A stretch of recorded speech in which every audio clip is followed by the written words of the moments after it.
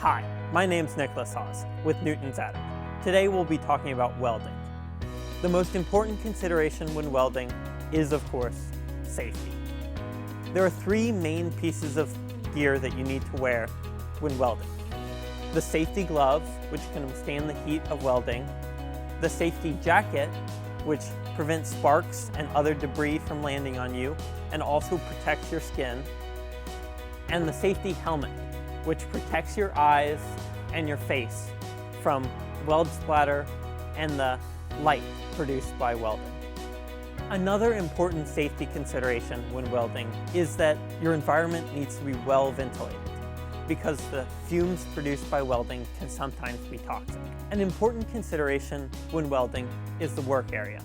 Your work area needs to be clear and uncluttered, and it also needs to be made of something strong enough to resist welding.